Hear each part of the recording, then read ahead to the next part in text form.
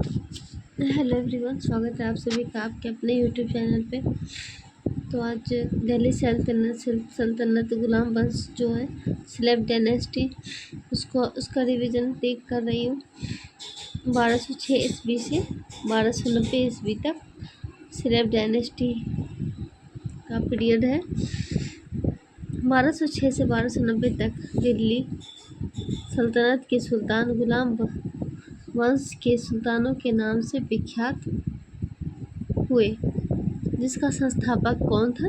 कुतुबुद्दीन ऐबक।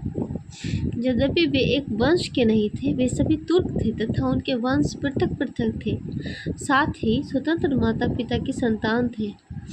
अतः इन सुल्तानों को गुलाम वंश के सुल्तान कहने के स्थान पर प्रारंभिक तुर्क सुल्तान या दिल्ली के ममलूक सुल्तान कहना अधिक उपयुक्त है। भारत में गुलाम वंश का प्रथम शासक कुतुबुद्दीन ऐबक, जो 1206 से 1210 तक था, वह ऐबक नामक तुर्क जनजाति का था।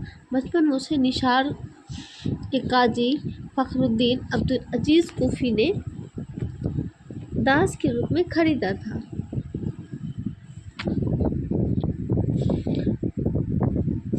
बचपन से ही अति सुरीले स्वर में कुरान पढ़ते थे।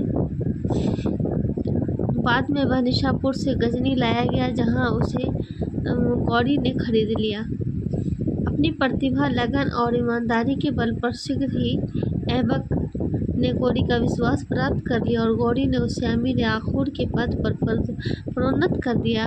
उसने अपनी राज्याभिषेक गौरी की मृत्यु के 3 माह पश्चात जून 1206 ईस्वी में कराया था। ऐबक की राजधानी लाहौर थी। ऐबक ने कभी सुल्तान की उपाधि धारण नहीं की। ऐसे क्वेश्चन आते हैं कि किसने सुल्तान की उपाधि धारण नहीं की, तो कुतुबुद्दीन ऐबक ने।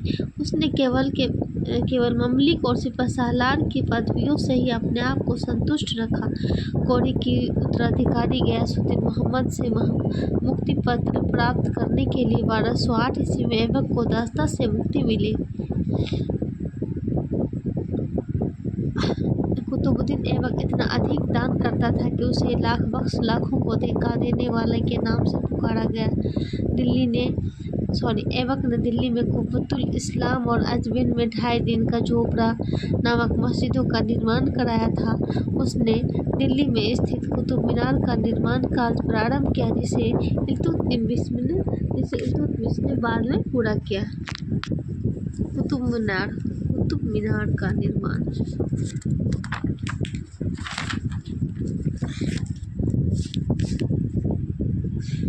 फिरोज शाह तुगलक के शासनकाल में इसकी चौथी मंजिल को काफ़ी हानि पहुंची थी, जिस पर फिरोज ने चौथी मंजिल के स्थान पर 2 और मंजिल का भी निर्माण करवाया।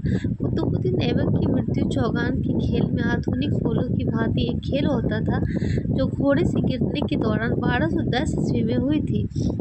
उसे लाहौर में दफनाया गया। दिल्ली की सल्तनत का पहला सुल्तान इल्तुतमिश था। उसने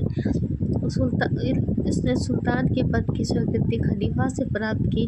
खलीफा ने इल्तुतमिश के शासन की पुष्टि सारे क्षेत्र में कर दी, जो उसने विजित किया, और उसे सुल्तान आजम की उपाधि प्रदान की। गुलाम ऐबक, जो स्वयं गुलाम था, इल्तुतमिश को कहा जाता था। इल्तुतमिश इलमरी जनजाति का तुर्क का था। सुल्तान बनने से पहले वह बदायूं का सूबेदार था। 1205 से 6 ईस्वी में खोखर जाति के विद्रोह के दबाने के लिए किए गए अभियान में वह मोहम्मद गौरी और ऐबक के साथ युद्ध में उसने साहस और कौशल का परिचय दिया, जिससे प्रभावित होकर गौरी ने ऐबक को दास्ता से मुक्ति का आदेश दिया। मंगोल नेता चंगेज खां भारत की उत्तर पश्चिम सीमा पर इल्तुतमिश के शासनकाल में आया था। चंगेज खां के प्रकोप से रक्षार्थ ख्वारिज़्म शाह का पुत्र जलालुद्दीन मंगबरनी सिंधु घाटी पहुंचा। चंगेज खां ने इल्तुतमिश के पास अपने दूत भेजे, वह मंगबरनी की सहायता न करे, अतः इल्तुतमिश ने उसकी सहायता न की, और जब मंगबरनी 1224 ईस्वी में भारत से चला गया तो इस समस्या का समाधान हो गया।